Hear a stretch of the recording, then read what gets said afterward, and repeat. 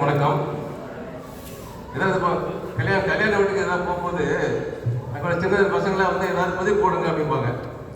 அப்போ அவரோட ரீசெண்டாக கல்யாணத்துக்கு போயிருந்தேன். அப்போ ஒரு பொண்ணுகள் நிறைய வந்து பசங்களாம் சேர்ந்துட்டு ஏதாவது பதிவு போட்டுக்கும் போது ஒரு பதிவு போட்டேன். என்னென்னா அவர்கிட்ட கேட்டேன், இந்த மாதிரி நம்ம வந்து ஒரு இடத்துக்கு போவோம், போயிட்டு ஒன்று வாங்கிட்டு வருவோம். வாங்கிட்டு வந்து அவன் உண்மையிலே வாங்க மாட்டோம். ஆனால் யாராவது கேட்டால் நான் வாங்கிட்டு வந்தேன்னு சொல்லுவோம்.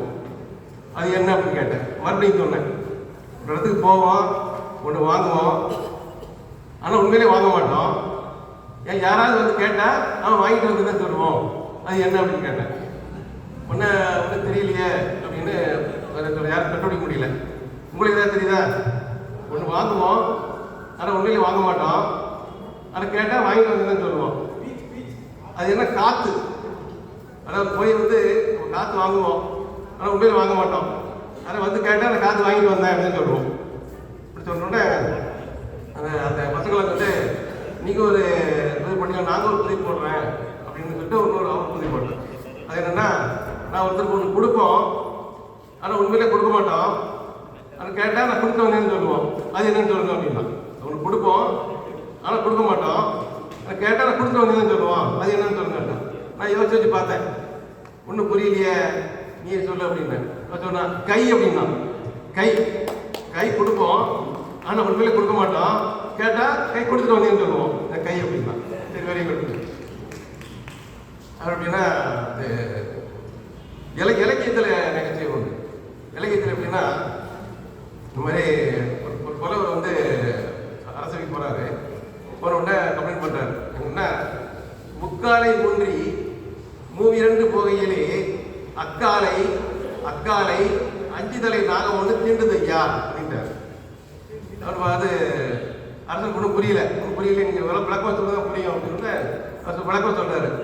முக்காலை ஊன்றி, வயசானவங்கள வந்து ஊன்றி போகும்போது முக்காலை ஊன்றி மூவிரண்டு போகையிலே, மூவிரண்டு ஆற்றுக்கு போகையிலே அக்காலைன்னா அந்த காலை பொழுது அக்காலை இன்னொரு அக்காலை வந்து அது அக்காலை அஞ்சுதலை நாகம் ஒன்று தீண்டுது ஐயா.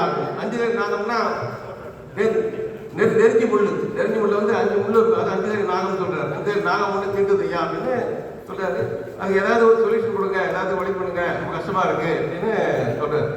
உடனே அரசர் வந்து பார்த்தாரு, சரி ஆகிக்கூடாது, இங்கே வந்து மறுநாள் வாங்க, அதுக்கு வந்து உரம் சொல்லிட்டு அரசை புலவர் கூப்பிட்டு இந்த மாதிரி ஒரு இது இருக்கு, ஏதாவது சொல்லுங்க அப்படின்னு அரசை புலவர் சொல்லிட்டாரு.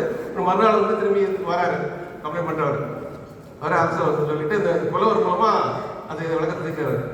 பதில் என்ன சொல்லணும்னா, என்ன சொன்னீங்க? முக்காலை ஒன்றி மூவிரண்டு போகையிலே அக்காலை அஞ்சுதலை நாகம் ஒன்று தீண்டுதையா அப்படிங்களா? அது விளக்கம் சொல்றாரு. 10 ரத புத்திரனின் தத்துருவின் பத்தினியின் கால் வாங்கி இருக்கிறார். ஒன்னும் புரியுது, புலர் ஆடிவிட்டாரு. 10 ரத புத்திரனின் மித்திரனின் சத்துருவின் பத்தினியின் கால் வாங்கி தேய் அப்படின்றாரு. அடுத்து வந்துட்டேன், ஒண்ணுமே புரியலங்க. நீங்க மட்டும் கவிதை சொல்றீங்க, நான் சொல்லக்கூடாதா? எங்களுக்கு கவிதைக்கு விளக்கம் சொல்றாரு. 10 ரத தசரதன், 10 ரத புத்திரன் யாரு? ராமன். 10 ரத புத்திரனின் மித்திரன் யாரு? சுக்கிரீவன். 10 ரத புத்திரனின் மித்திரனின் சுக்கிரீவன் சத்ரு யாரு? வாலி. சத்ருவின் பத்னி யாரு? தாரை. பத்னியின் கால் வாங்கி தேய், தாரை வந்து துணைக்கால் வாங்கிட்டா ஐயா தரையில சேர்த்துட்டு போய் அங்கே முள்ள போயிட்டு இதை போயிட்டு பாட்டு கேட்டுட்டு இருக்கேன் அப்படின்ட்டு சொல்றேன். இன்னொன்று அப்படின்னா, இதில் வந்து என் ஃப்ரெண்டு ஒருத்தர் ஹாஸ்பிட்டலில் அட்மிட் பண்ணிட்டாரு.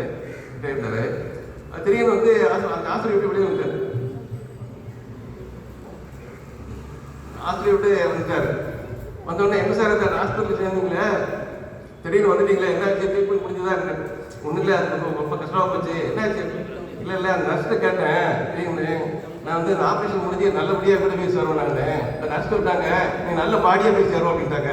அதனால் வந்துட்டேன் அப்படின்ட்டாங்க. ஆஃபீஸ் நன்றி, வணக்கம். சரி, ஆவடி நாயன் அவர்களுக்கு மதிவேசி.